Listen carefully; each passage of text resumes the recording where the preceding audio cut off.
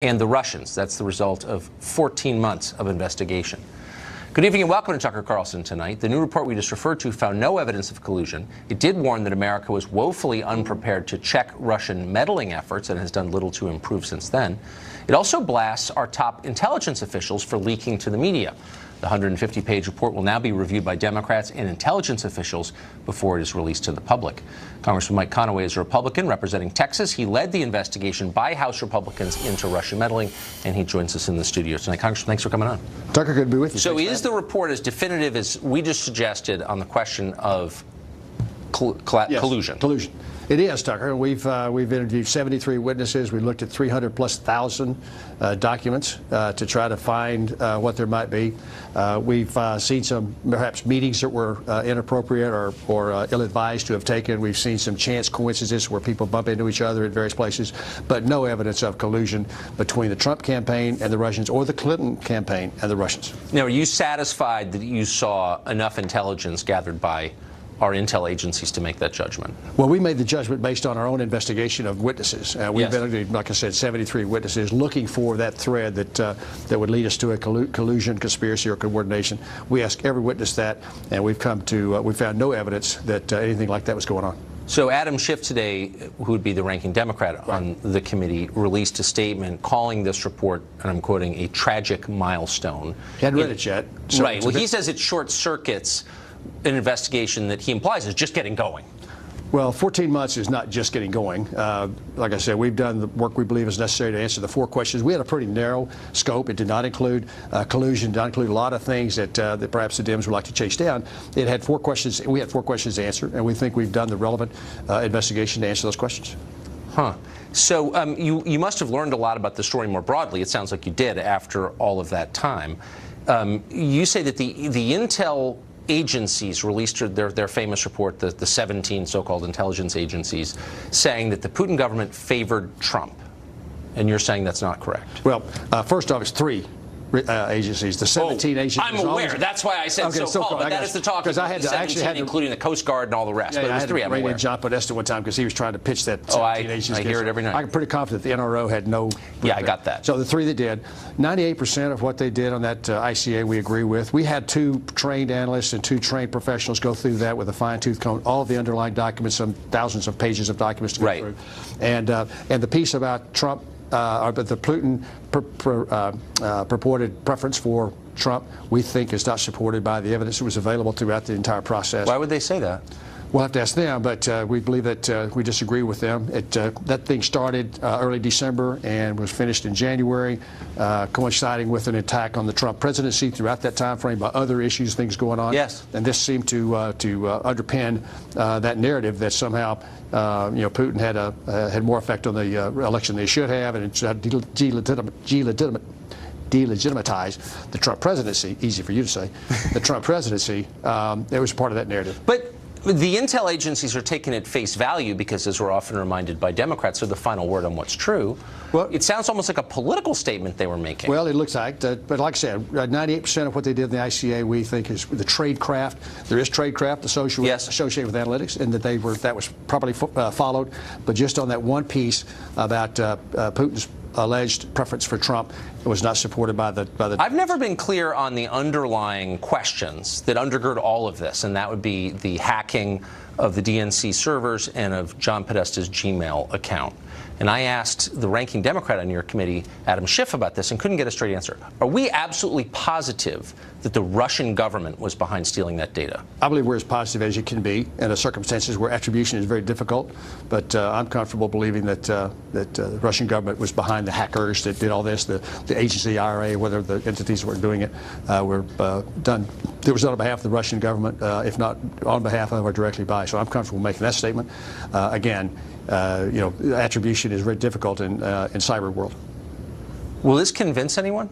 Will the press, will MSNBC tomorrow say, you know what, we've been wrong for the last year? Exactly.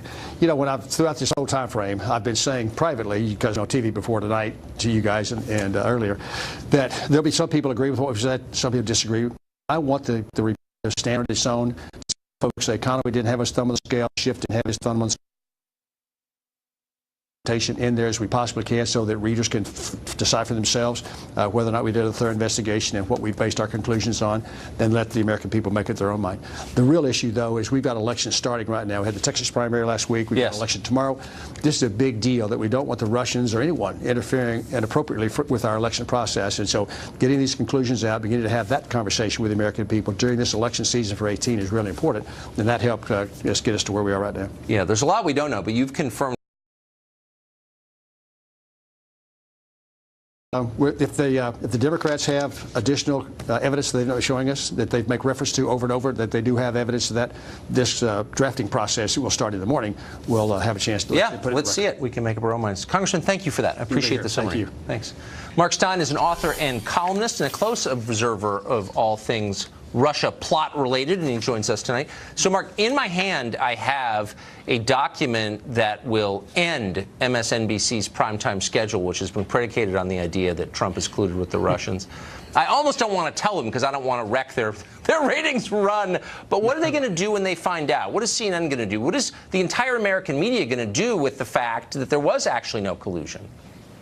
I think they'll just carry on as usual, Tucker, for the very good reason that they happen to agree with Putin on this. Putin's object, which is a reasonable one for any hostile power to take to other nations, is that he wanted to sow confusion. And he wound up sowing confusion because for the last 18 months, the Democrats and the media have run around like headless chickens, shrieking about some guy who happens to be related to a cabinet secretary who happens to find himself in a bar in the Seychelles, and a Russian walks into the bar. And it's actually not illegal to talk to Russians in bars or Russians in diners or Russians in department stores. That's not a crime. So if you want to go to a bar in the Seychelles and talk to a Russian, good luck to you.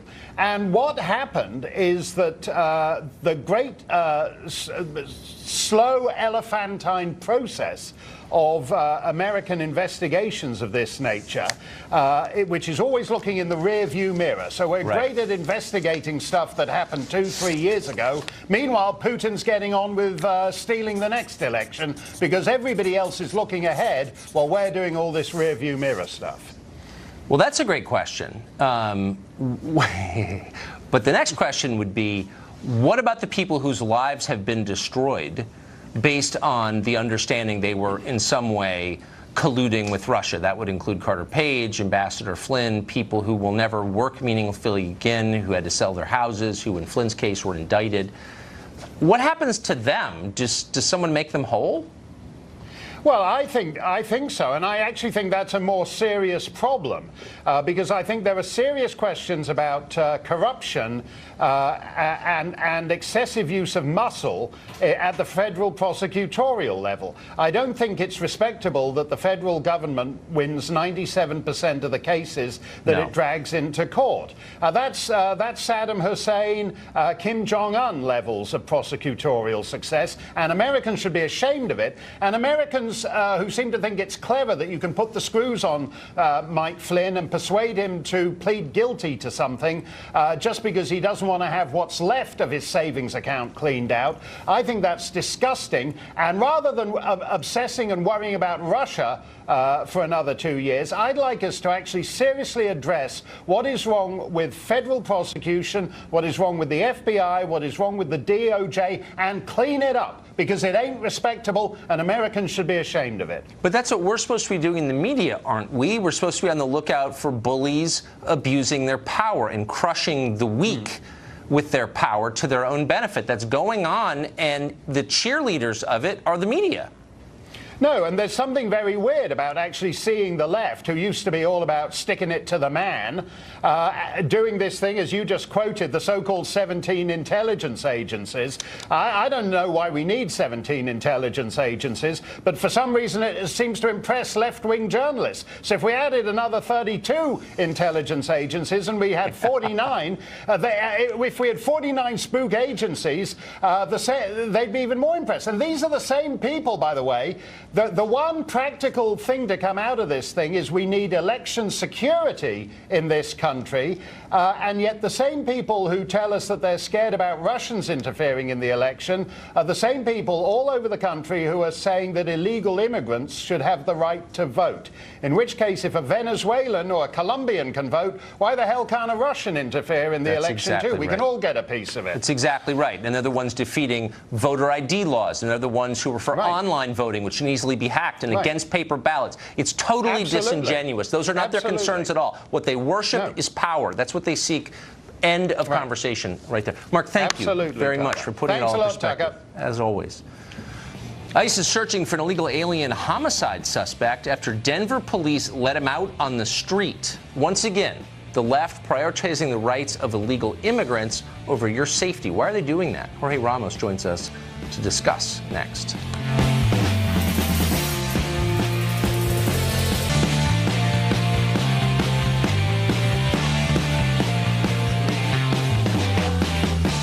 An illegal immigrant charged with homicide has been released and is out on the streets tonight because politicians in Denver have decided that keeping our country's borders open is a higher priority than protecting our citizens. Police say that Ivan Zamarripa Castaneda killed a truck driver in a hit and run. Federal law enforcement wanted him held in custody. But thanks to Denver's sanctuary city policies, authorities there refused. They did not hold him. They let him go. On Friday night, lawyer Paul Reyes came on this program and said that wasn't going to happen. The progressives in Denver were not trying to protect illegal immigrants at the expense of public safety. Watch this.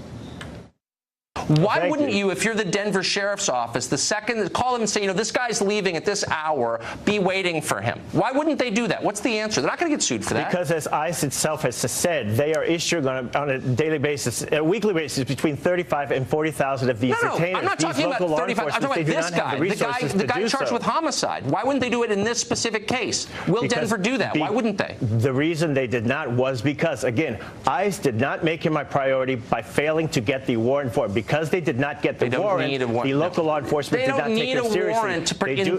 The local law enforcement now you're being does need a warrant. They're not doing it because they don't care. That's the truth, and you know it. Well, he was, of course, being disingenuous. ICE asked the Denver Sheriff's Office for notice if Zamarripa Castaneda was going to be released, but deputies in Denver refused. After he posted a $25,000 bond, Zamarripa Castaneda was released at about 5:30 p.m. on Saturday evening. ICE was not notified for more than an hour, and by that time, he was gone. Zamarripa Castaneda is now on the loose. He's an immigrant fugitive. So a person is dead, and all the Democratic Party can think of is how to protect his killer from deportation? That's normal on the left now. In Oakland, California, federal authorities wanted to arrest drug dealers, child molesters, and gang members, but Mayor Libby Schaaf warned them so they could get away before the feds showed up. The press howled that a woman called Perla Morales Luna had her arrest caught on camera. You've probably seen it online today. They suggested she'd been abducted from her family. Well, it turns out she was wanted on human trafficking charges. That may not have made your Facebook feed. In Baltimore, meanwhile, one of the poorest cities in the country, officials cut city funding for streetlights and trash cans to plug a hole in the budget, and yet somehow the city found hundreds of thousands of dollars to pay lawyers to represent illegal aliens fighting federal law. In all cases, the message could not be clearer to the rest of us. Democrats are on the side of illegal aliens over hurting American citizens. They're not even pretending anymore. Jorge Ramos is a Univision anchor. He just wrote a book. It's called Stranger, The Challenge of a Latino Immigrant in the Trump Era. He joins us tonight. Jorge, thanks for coming on. Tucker, great to be here again. Thank you. Thank you so much, and congratulations on the book. And the book is partly about what American policies ought to be. We're talking about what America's policies ought to be on this show. And so in light of that, I want to ask you about a tweet that you just sent out, which I was amazed by. It was in Spanish, but here's what the tweet said. I got my voter credential to vote from the United States in the elections in Mexico on July 1st. Now I have to register and wait for my ballot by mail. It's an expensive and complicated process, but you have to do it. I thought you were an American. I am Mexican and I am American. That's completely legal. And I wish I could give you an easier explanation on my identity, but that's exactly who I am. I was born in Mexico. I became a U.S. citizen, and that's why I have the chance to do that. And I feel very proud of being from Mexico and very proud from being from the United States. I see nothing wrong with that. Okay, there's nothing wrong with being from Mexico. I agree with that completely. What's wrong is that when you became a citizen, you took this following oath. This was a pledge. And you said you swore absolutely and entirely to renounce all allegiance to any any foreign state you have ever been a citizen of. You took that oath, but you're voting in a foreign election? How does that, why are you doing that? I'm voting in Mexico, and I'm voting here in the United States, and there's absolutely nothing wrong. Some countries allow that, and that's precisely why I have a U.S. passport and I have a Mexican passport. But there is something wrong. And by the way, I'm not the only one, and I think I can participate fully in the U.S. electorally, and I can do exactly the same thing with Mexico. And the relationship between Mexicans and Mexican Americans is perfectly legal. But so I see absolutely nothing wrong with that. Okay, but I think a lot of our viewers may not know that you can vote in a foreign election because, again, and you had to show ID to do that. Now they know. You had to show ID and to it's vote happening in Mexico, and it's happening in Europe, and it's happening with many countries, not only Mexico and the U.S. Last time I checked, Mexico is not invading the U.S., and we're not at war. That's the last time I checked. You're not invading the United States, and yet Mexican citizens live in this country, vote in Mexican elections, and then write books telling Americans like me how we should run our government. When you clearly haven't renounced your loyalty to a foreign government, why should I take you seriously? With respect. I happen to be also a U.S. citizen, and sometimes, and that's precisely the title of the book, sometimes I do feel like a stranger, because it seems, as you just pointed out, that for many Americans I'm not American enough, and believe me, you're voting in a foreign election. Wait, hold on. It's not about Mexico. It could be any country. But why should I take you seriously as an American if you are still tied to a country, despite the oath you took, apparently disingenuously, to renounce your ties to that country? You're weighing in a foreign election. In what sense are you fully American? Sincerely. Okay, well, just because of my arguments, and just because I'm a U.S. citizen, just as you are. So now it seems that I'm not voting in foreign elections. So it seems that I cannot complain about Donald Trump being the most anti-immigrant president since the 1950s. Of course, you can complain all you want. You can complain all you want. Simply because I can vote here, and because I have but dual citizenship. I'm asking why I should take you seriously, and I'm just going to let our viewers decide their view on that. But let me ask you about the story that we just played. So here you have someone who has been charged by authorities with homicide and fleeing the scene of a homicide, and federal authorities say this guy's in the country illegally. Nobody disputes that, and the city of Denver decides to let him go on a very small bond. Why wouldn't they call the federal government? Why would they prevent the federal government from enforcing federal law? Well, the way you presented this story is, I don't know why you want to become state media, Tucker, because you are criminalizing all immigrants. You're suggesting state media? I'm not criminalizing anybody. I'm asking about this specific what Donald Trump is doing. Spare me your Univision talking points. I'm asking a real question. Okay, this is the argument. The argument is that the vast majority of immigrants, and you've heard this argument, the vast majority of immigrants are not criminals and are not rapists. I agree with that. They're not, and they're less likely to be criminals and be behind bars. That's not true. Those are the facts. Okay, no, that's not true. The second point is not true. Look, I agree. Most immigrants are great people. I'm not disputing that. You cannot criminalize every immigrant all the time. I'm not trying to criminalize anybody. I'm not a law enforcement officer. I'm just noting that this guy has been charged in our country with homicide.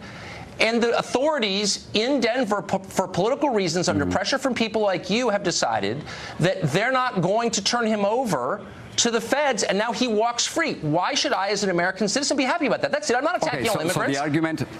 So I wish I could have that influence. But so the argument is about sanctuary cities. That's what you complain, right? That's what you don't want. Well, I mean, I think sanctuary cities are doing a great job defending immigrants that nobody else wants to defend. But why this guy? Why this guy? He's charged with homicide. People in Denver don't care about theoretical arguments about trumping mean to immigrants. They don't want a guy charged with homicide who's here illegally wandering the street. I'm not here to defend criminals. I'm not here to defend criminals, but just to criminalize all the immigrant population simply because of one person would be like if I would criminalize all the white population simply because of what Stephen Paddock did in Las Vegas, killing 58. Well, you're part of the white population, if I could just point out. You always pull that card on the white population. You're whiter than I am, Jorge. Knock that stuff off. I'm not, you know what? It is completely unfair to criticize the whole population or a whole group simply because of one person. Okay. Of course I agree with that. You should never attack people on the basis of things that other people did, of course. But I'm not talking about all people. I'm talking about this person who was protected by policies that you support and have advocated for. And the rest of us are suffering because of that. So why don't you tell me why it's a good idea to let this specific guy out of jail, Mr. Neck Tattoo, charged with homicide, and why should we be happy about that? They could have turned him over to the feds, and they didn't because of pressure from you. The message is out, and everybody on the left has heard it wherever they get their talking points. Defend Nation of Islam leader Louis Farrakhan at all costs. In late February, Farrakhan railed against Jewish people at an event. He said they created apartheid and were causing black men to become gay through the use of marijuana. Women's March national co-chair Tamika Mallory will not denounce him. Meanwhile, The Atlantic magazine, which all the smart people read, has published a piece defending him, in effect, citing the Nation of Islam's role in poor communities. Marjorie Clifton is a consultant and a self-described feminist, and she joins us tonight. Marjorie, it's great to see you. Good to see you. How are you? So I knew you were a feminist. I had no idea that Louis Farrakhan was sympathetic to feminism. I went to the Million Man March in '95. I think, actually, to be honest, I think there are worse people in America than Louis Farrakhan. But he's a hater, and he's certainly not a feminist, and he's an open bigot. So, like, why would the Women's March, which is about women and progressive values, be tied to him? Well, it actually wasn't. They just came out in a public statement and denounced his statements that were anti-Semitic. But what's interesting about the Women's March, it is in a movement that is embracing a lot of different kinds of women. So you've got women coming from the African-American community, the Jewish community, the white community, the Muslim community, and it's complicated. And one of the amazing things that I'm seeing in this movement is a willingness to acknowledge that sometimes we step in it because we are in some ways not aware of how even just participation in an event, like we saw with Tamika Mallory, who attended an event where he was speaking, offended others. And what's great about her is she has come forward and apologized to those around her for the ways that she created. And she has very publicly come out and said, of course I do not defend those statements. And of course I denounce but that's actually, but if I can, wow, I've never seen a gloss like that. In fact, I'm blinded by the sheen from the gloss that you just put on that. She didn't actually say that. She continued to defend him. She initially refused until the media noise got so loud from the right that she couldn't ignore it. She defended him and said, "I'm not disavowing him." And it's so. Are you suggesting that she didn't know of his views? She doesn't have Google or Wikipedia where she is? What I think she didn't realize was that in one thing he said, and actually, as you said it in the last segment, one person, an entire movement shouldn't be discredited for the actions of someone associated in any removed way, and that's what we're talking about here. Wait a second. No, hold on. But hold on. I can't let you go on that because again, I just want to be clear. I think there are worse people than Louis Farrakhan. I think Farrakhan's repugnant, but I think they probably do some decent things in neighborhoods. I mean, I try not to paint in stark contrast. But by the standards that you're espousing and that Tamika Mallory is espousing, where if you've ever met anybody with whom the Atlantic magazine disagrees, or if you've ever said anything that doesn't kind of conform to our current sensibilities, you're out, man. You're fired from your job. There's no redemption. There's no apology that will ever cleanse your sins. Those are the standards that you are pushing. So why do you apply different standards to yourself? Actually, I'm not. And what I'm actually espousing is that in any movement, and this is true, by the way, of any administration, anyone else, there should be the opportunity to repair where something has done wrong. And I think that's true in terms of how the Me Too movement's handled all of these others, is that you cannot be guilty as accused on one shot. It doesn't mean that every person is perfect. It doesn't mean that we can't step in it and correct and repair. And that's what she is doing, by the way. And so this movement is acknowledging we're coming at this from a lot of different angles. And, okay, it's interesting. So what I guess what you're saying is there are probably good people on both sides of it. Is that what you're saying? Kind of the Charlottesville line on this? Okay, yeah. That's different. No, Tucker, it's totally different. Oh, I'm sorry. Because it's not your side, so it's totally different. But there are good people on both sides. That is kind of what you're saying. I mean, you agreed.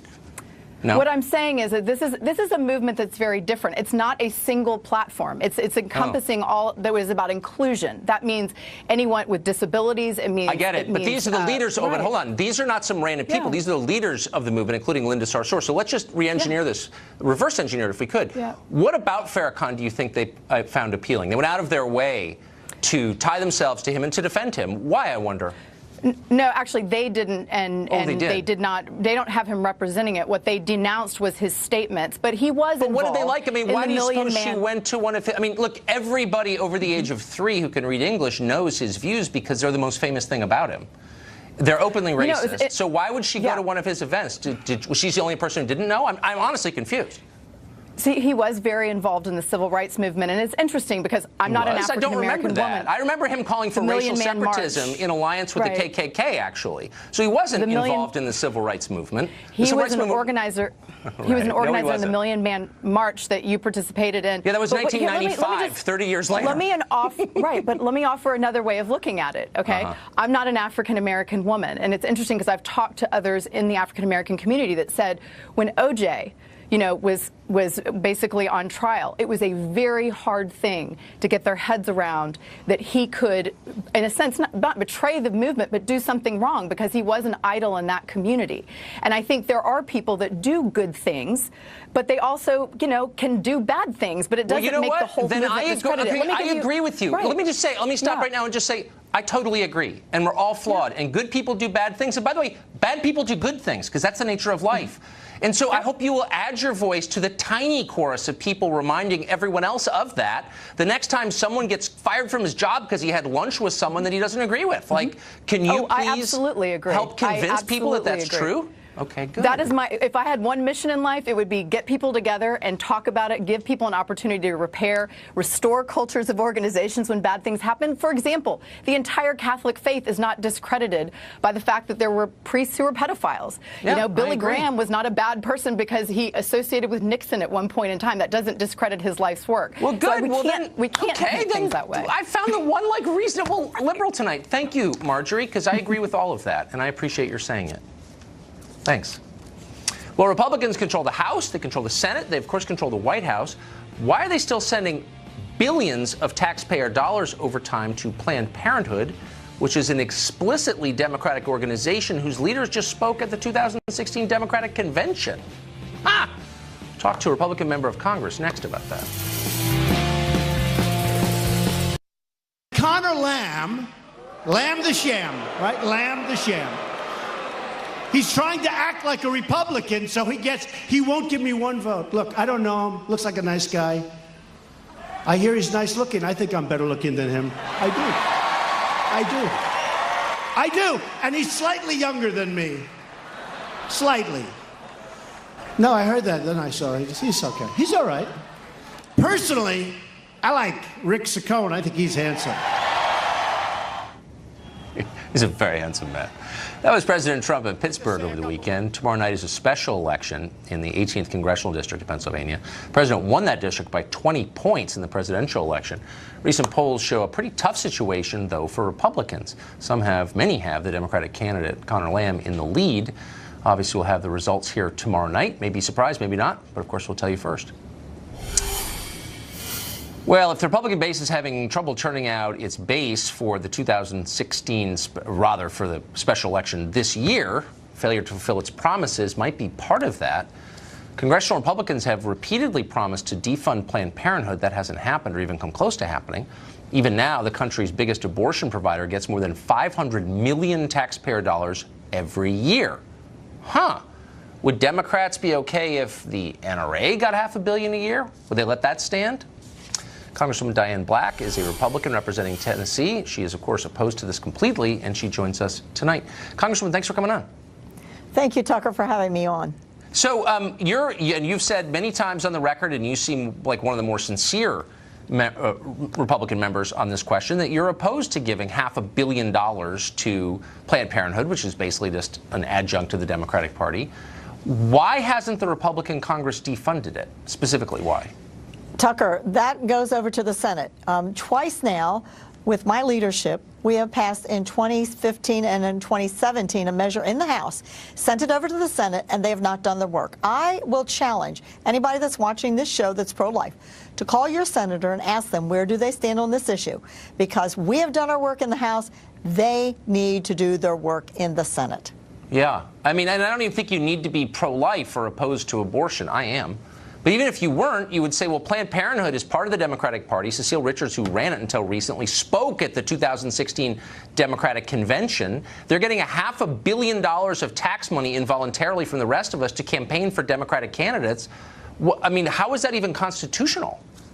Well, they shouldn't even be using their money for that, but they do raise additional dollars through the communities, and that's fine if they want to spend their money that way, but we don't need to be having taxpayer dollars going to abortion, period. The end of that. And as a matter of fact, if you look at the Title X dollars, you'll see that they were set up for family planning. Abortion is not family planning, it's family destruction. And so we should not even be giving them a single penny if they're doing providing abortion. So right, and it's a self-reinforcing loop. They lobby to keep their funding in place, so they keep getting funding. It's infuriating. So, but why wouldn't the I mean, if that's the way we're going to do it, if you're going to figure out a way to get taxpayers to pay for one of your biggest political supporters to campaign for you, then why aren't Republicans saying the NRA, which trains a ton of law enforcement and military, trains everybody guarding our nuclear power facilities, for example, why don't they get $500 million a year in federal money to do the good work that they do? Could you just imagine that? Could you imagine the uproar by the left if we were to be doing that? I mean, this is ludicrous. And my bill simply says, look, if Planned Parenthood really wants to provide the services that they say they provide, and that is true family planning without abortion, then do so. Separate your abortion from your regular family planning. And then, you know, you could get those dollars. It makes sense. Course. But I simply say take them away from them until they can show that not a single dollar in their clinics are being used for abortions. Neither are they giving money to those organizations that provide abortions. Yeah. I mean, that is a key Democratic plank. That is maybe the invaluable Democratic plank. Abortion equals happiness. And I just don't think that's true. And Tucker, I want to give the president a shout out on this, because we were able to, through the Congressional Review Act, the CRA, to be able to overturn an Obama rule that said we in our state of Tennessee, which I was able to do before I went to Congress, to make sure that none of our dollars were going to Planned Parenthood or abortion clinics, that we were able to do that in our state. There were 11 states doing this already. Obama took that right away, and I want to just say thank you to the president who signed a Congressional Review Act that gave us back that right in Tennessee to make sure that our dollars are being used. Well, I'm for that, but let's cut off the $500 million from the rest of us. That would be nice too. Congresswoman, thank you. Thank you for having me on, Tucker. A large number of pilots and defense officials, a huge number, amazingly, think that there is actual real evidence that cannot be ignored that UFOs are entirely real. For real. Why doesn't the government seem interested in this? A former Pentagon UFO investigator joins us next.